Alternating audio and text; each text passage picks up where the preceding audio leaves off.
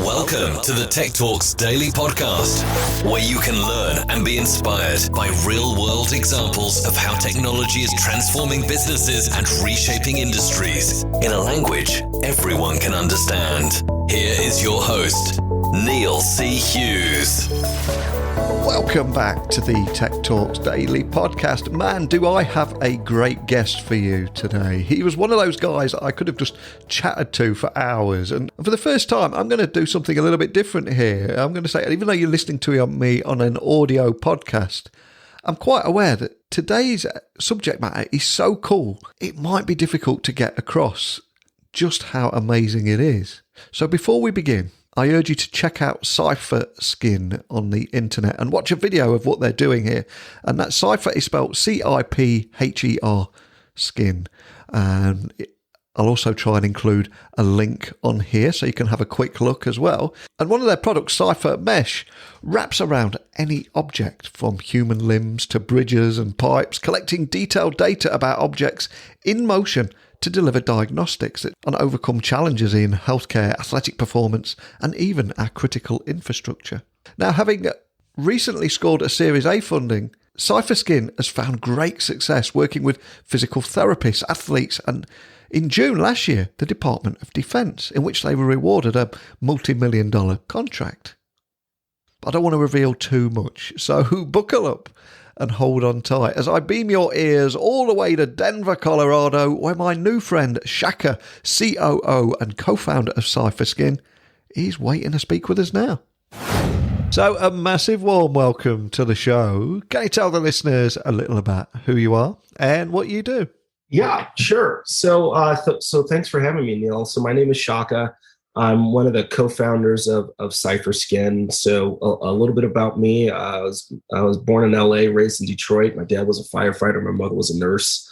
My mother died of breast cancer when I was 8 years old. And my father raised my younger sister and I on his own. I worked really hard. I took all of my grief and I focused it on achievement. And I ended up going to Harvard. I taught middle school science for Teach for America out here in the U.S.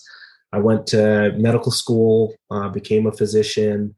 I studied internal medicine with an interest in infectious disease and nephrology, which I ultimately did not pursue because I also went to business school. I went to Stanford with a focus on public management and social innovation, and also caught the bug of entrepreneurship.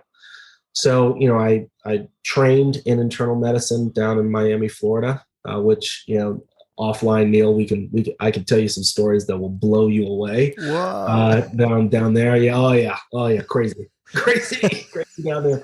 I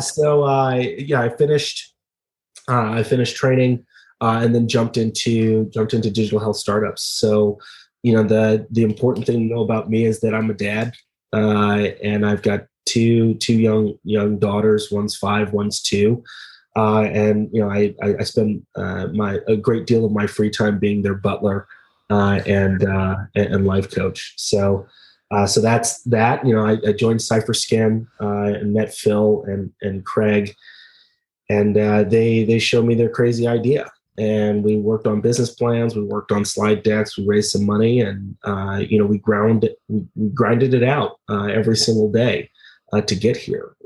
After just 3 dudes around a table, now we're at 22 folks on the team.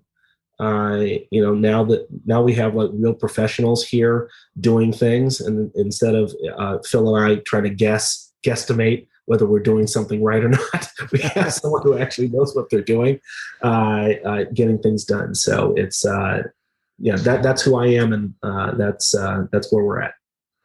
Such a powerful story there, and you've been on an incredible journey. And of course, Cipher Skin is, for people that have not heard of it before, is a data company founded back in 2017, and it was built on technology that translates the physical world into actionable insights. But can you tell me more about the kind of problems that you set out to solve with Cipher Skin by leveraging technology? Because again, incredible story, isn't it?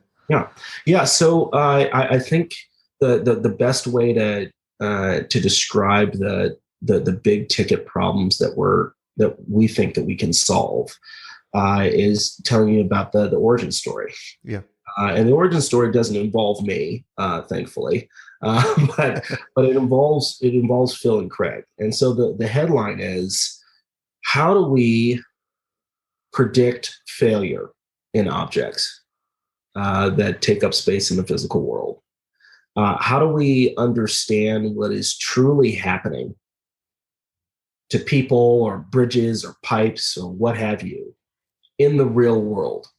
It's a hard problem to solve, like truly understanding the structure, function, and behavior of objects in the physical world.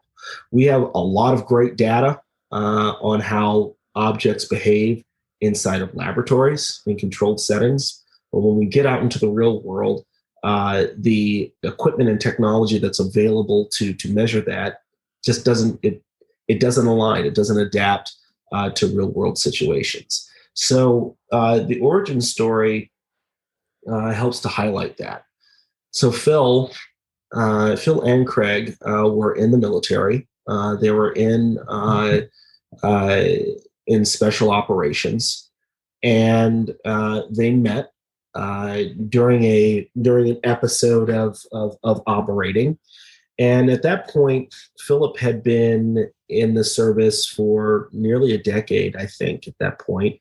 He had been blown up, he had been shot, he'd been stabbed. He wasn't very good at dodging bullets like Neo in the Matrix. So he was in pain all the time. He was broken. He was overweight, but he was still getting after it, doing this very physical activity. And Craig, as part of his job in that arena in the military, he was also a physical trainer. And it turns out that Craig is one of the world's best at training truly high performance athletes, getting them to optimal performance and preventing injury, right? Because when one overtrains trying to be the fastest person alive, they can overtrain and injure themselves. That's how injuries happen for the most part. It's overtraining. And so when Craig met Phil, he said, "Man, you're broken." And Phil said, "Yes, I'm broken." And Craig said, "Well, I can help you."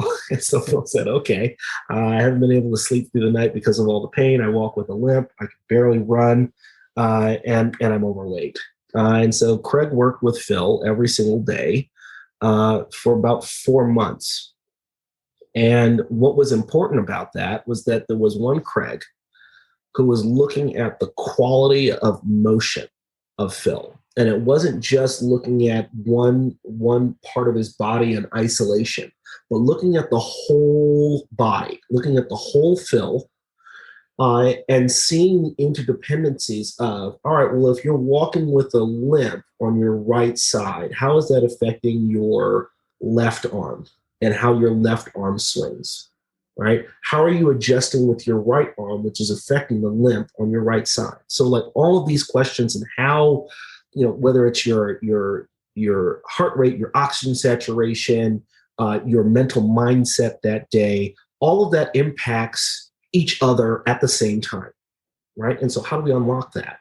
And so Craig, looking at Phil every single day and correcting quality of motion, right? And measuring and keeping in certain parameters for his cardiac exertion. After 4 months, Phil had dropped several, probably dozens of pounds. He was able to run again. He was able to get to a 5-minute mile. And he was no longer in pain at night. He was able to sleep through the night, right? And so they thought to themselves, well, how in the heck, how do we put a Craig in the pocket of every single person on the planet that wants one, right? How do we measure the quality of motion plus other stuff and deliver information to people that they can actually use to get better, i.e., don't overtrain, don't get to failure. And failure for human beings physically is injury. It's just another way of saying that. So they casted about, tried to figure out, how do we measure what's going on with Phil in the real world? Well, there was no technology that that applied to that. There was motion capture tech with the baubles and bulky equipment. There were special video cameras. There's special rooms, but you can't take all that out onto a mountaintop and see how Phil is responding to a change in incline as he's running up a mountain, right? You can't do that. Yeah. So they wrote a patent.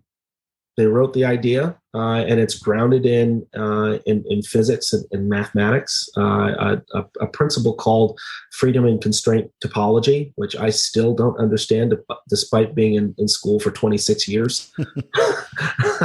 But either way, they wrote a patent around this central idea of being able to measure an object's structure, function, and behavior through measuring motion plus something else, and that something else depends on what that object is, using a flexible circuit system that's moving power and data along that system.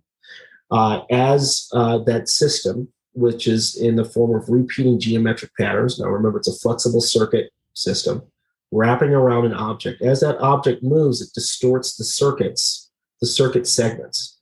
That distortion in the circuit can be mapped to coordinates in a virtual space, which means that we can measure the motion of an object using circuit segments only. We don't have to use IMUs to do that. But what makes this super special is not about measuring the motion, but it's measuring the motion plus other stuff. So that flexible circuit system is also moving power and data, right? Yeah. And so that means that we can plug in other sensors that measure other stuff. Right, so we can plug in a heart rate sensor. We could plug in a temperature sensor, skin galvanism. It doesn't matter, quite frankly, and measure all of this information on the same system clock. Why is that important in terms of data?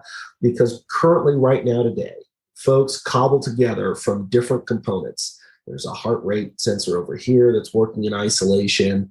There's a motion sensor in a couple of different points that are also measuring in isolation. And then as they're streaming this data wirelessly, there's some post-processing where they try to jam these data points together in order to create a data set that might be meaningful to a machine to learn a thing, right?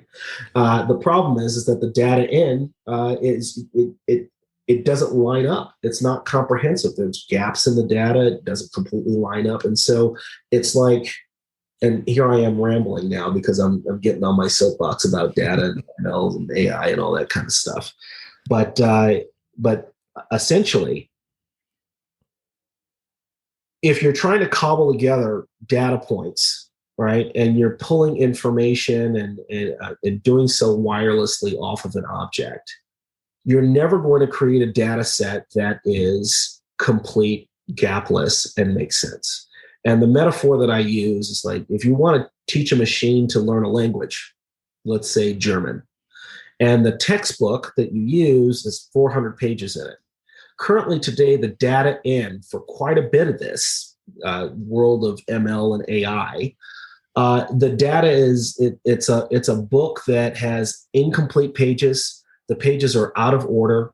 There are redundant pages in there. So if you hand a textbook like this to a machine, the machine is going to learn German, yes.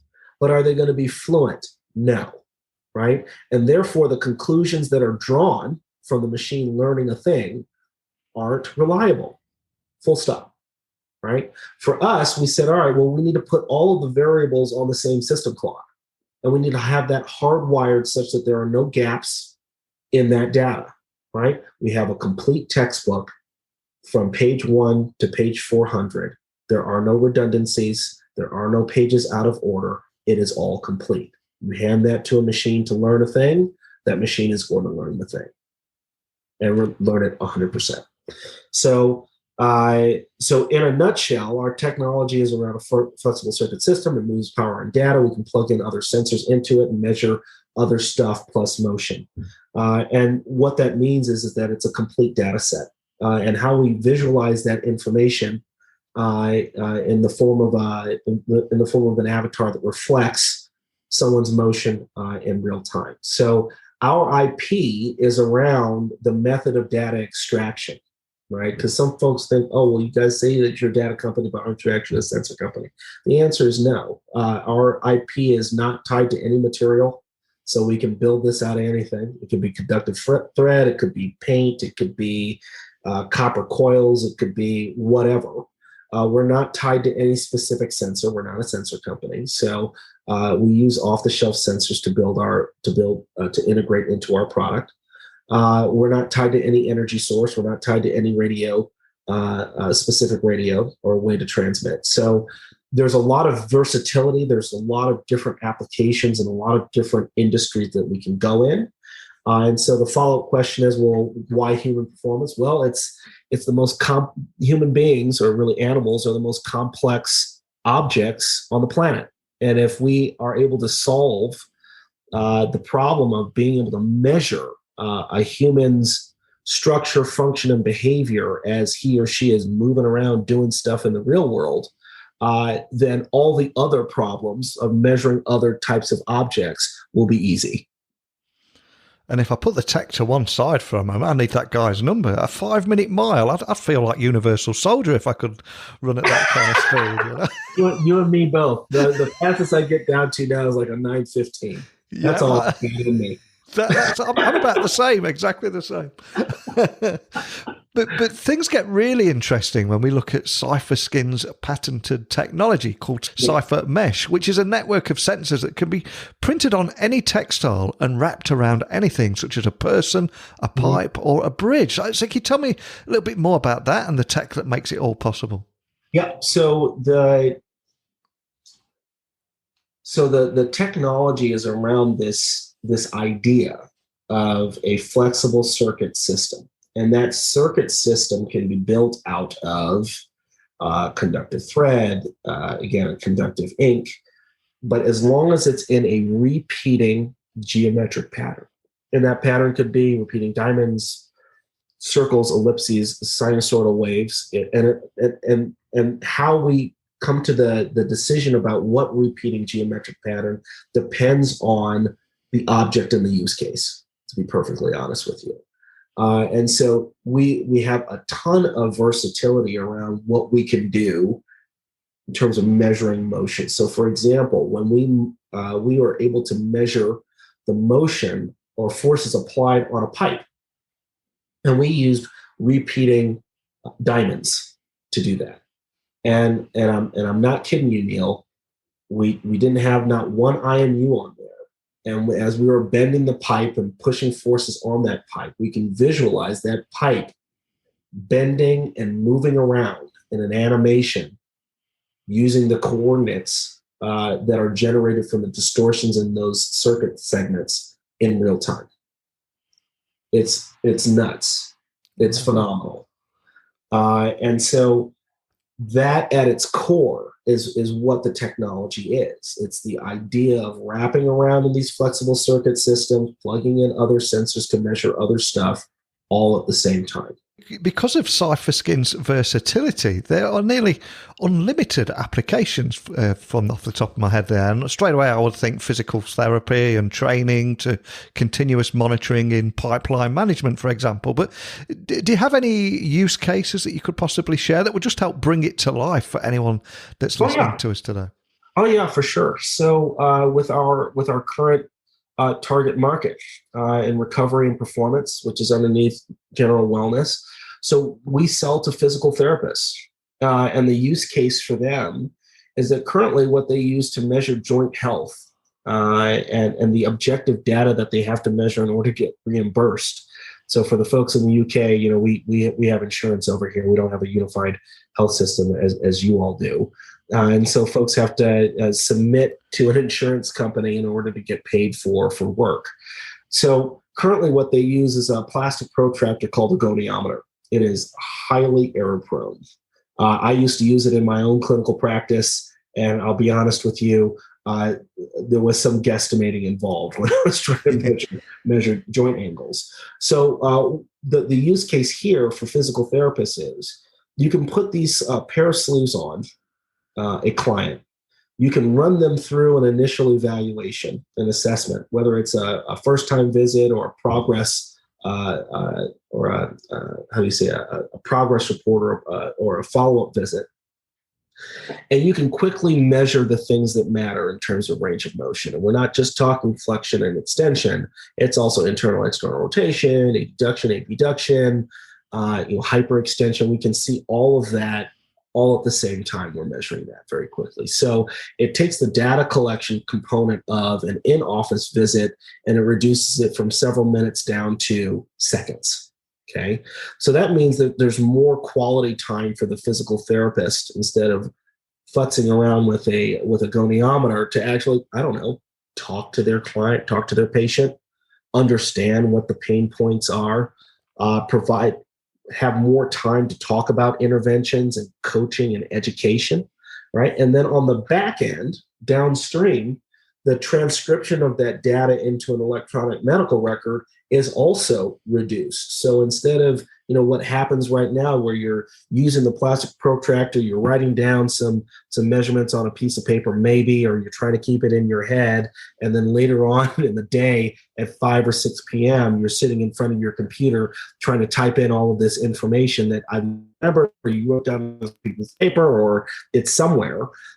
Instead, all of that happens in a digital packet that just goes to the EMR. Or in the current state, they copy paste that information into their note, right? So what we're doing, so in a way, although this technology is cool with the visualization and you can measure stuff, this is also a workflow tool for in-office physical therapy care, right? The other part to that is remote monitoring. You can send a patient home with a pair of sleeves and say, hey, there's independent work that I want you to do. But how do you know whether a patient is going to be doing what it is that you ask them to do? The answer is currently, we don't know. We have no idea, right? However, if you send folks home with a pair of Cipher sleeves, you know when they log in, you know how many times they went through the program, how many repetitions, how long they were in there. And so you can also track compliance, right? And if you're able to increase compliance, that means that you're going to improve clinical outcomes as well, which means that you'll be able to submit for reimbursement at higher levels, right? So the use case is around direct measurement and care of patients, whether that's in office or outside of the office. Okay. And so what does this mean for PTs? It's an increase in patient throughput by decreasing data collection and transcription time. It's an increase in revenue for physical therapy clinics through increasing volume and applying a technology integration. It's a product differentiator, a service differentiator for physical therapists currently. And you're able to scale throughput outside of a facility as well. So think about a company like Peloton, right? So you have these athletic trainers that are able to reach 100 people at the same time. Whereas before, if you were a Soul Cycle coach, you probably had 20 to 30 people in a room. Now, as a Soul Cycle coach or a Peloton coach or whatever they call themselves, you can reach hundreds of people at the exact same time, right? And in the same way, we want to help physical therapists, orthopedic clinics, people who are interested in and devoted to the recovery of injured folks, being able to scale their ability to reach as many people as possible. And then finally, it's around increasing compliance, as I mentioned before, which increases reimbursement for achieving measurable clinical outcomes. Yeah, so at its core, Cipher Skin melds next-gen hardware and software to help make sense of our complex world and how we interact with it. So I've got to ask, who are your biggest customers and what does this tech offer them big brands and big businesses that they'd never had before?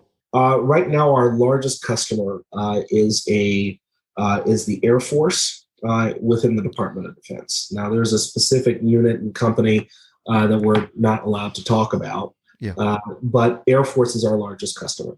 And they have the same musculoskeletal issues that everyone else does. We are working on a more specific use case around a biometric oxygen saturation and helping them to resolve a problem with hypoxia as it relates to motion and functioning. in their operators. So that's our biggest customer. But our biggest, I would just say, target are physical therapy clinics and companies, right? So we're providing a tool for them on the civilian side that they can use right now today to generate more revenue. And more important to me personally is that they're able to drive better clinical outcomes for their patients, right? Which at the end of the day, I think is the most valuable thing. It really is. And I've got to ask, as we look towards the future, what's next for you? Is there anything that excites you about emerging technologies and how Cipher Skin will continue to evolve? Oh yeah, for sure. I think there's a couple of things. So what's next is, we've grown pretty quickly. We've reorganized the company, and I've had some good feedback sessions. Sometimes it's hard to hear, where I need to just change how I operate, and putting myself in a position to have better and more high quality impact instead of jumping into the details of things, getting out of people's way. But for us, it's about driving to profitability and winning. At the end of the day, the only thing that matters for Phil and I is winning. That's all that matters. And however we get there, and whatever our role is, it doesn't matter to us. We just want to win. So we're driving towards profitability now that we've closed our Series A. We've grown the team, and now we're driving revenue. And we're also considering an acquisition of a data analytics company. And we may raise an acquisition round in order to achieve that, so that we can truly achieve liftoff and metaphorically leave the stratosphere. But in terms of new technology, we are always interested in and excited about flexible electronics. Circuit boards that are fully flexible, batteries that are plastic and as thin as paper, that can be bent and hyper flexible. So we're always on the lookout for that new type of technology. And internally, as we continue to develop our ability to measure motion without the use of IMUs, we're pretty excited about what we're doing to miniaturize the processor that facilitates that measurement and visualization. Right now, we're able to do that around large objects like pipes, and soon enough, probably within 16 months, we'll be able to integrate that into our human performance gear. So we're pretty excited about that. Yeah, quite rightly so. It's incredibly cool what you're doing there. But before I let you go, a question I always like to ask my guests is if there was a particular song that has inspired them in their past, or in their career, or just helps them get their head in the zone before trying to land that next big deal. Is there a particular song that means anything to you, and why? Oh man, there's so many. Yeah. So can I give you like two? Yeah, go on. I'll let you have two. All right, thank you. So the one that keeps me joyful is actually George Harrison's song, My Sweet Lord. Yes. But the one that gets me pumped up for the day is the theme song to Succession, which is a television show on HBO. As you've said that, I was very tempted to give you the catchphrase, but I won't do it. We both know what that catchphrase is, but I'm not going to do it on the podcast. But what is the song from there? So the song from Succession, it's a television show about a media mogul family, and it's a theme song to that program. And fun fact about that, I went to school with the composer, with the producer. His name is Nicholas Bertel. He's a super sweet guy and obviously super talented. Love it. Well, I will have both of those to our playlist. And before I let you go, can you remind everyone listening of where they can find Cipher Skin online, and maybe check out a few videos of, just so they can see how cool it is in awesome. action?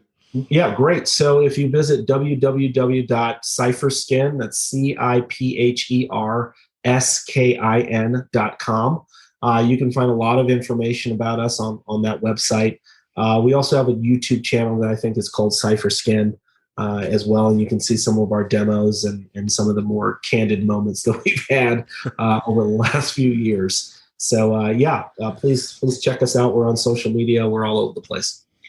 Well, I think both yourself and Cipher Skin have incredibly cool and powerful origin stories, but it's where you're heading next that really excites me. So I would love to stay in touch with you, continue to follow you on that journey, also find out some of those stories that you promised me at the beginning. Yeah. So we will get you back on the podcast. Oh yeah, for sure. We're looking to head into the UK market at some point next year, and also hopefully I'll be out there this summer. So maybe I'll ring you up. Absolutely. Well, we'll have fish and chips and battered sausages and everything. Thanks for joining me on the podcast today. All right. Take care, Neil.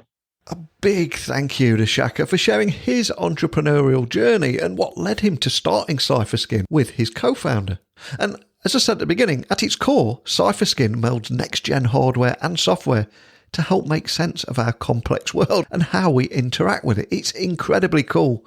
So I do urge you to watch a few videos of it online. It will blow your mind. And when you've seen those videos and you've listened to today's conversation, I'd love to hear from you. Let me know what you think, your thoughts, what uses you could see for this technology. Or just ask me a question. Whatever it is, email me, techblogwriter@outlook.com.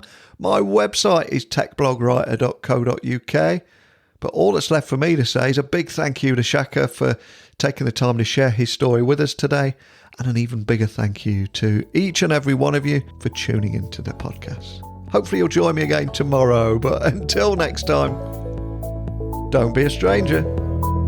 Thank you for listening to the Tech Talks Daily Podcast with Neil C. Hughes. Remember, technology works best when it brings people together.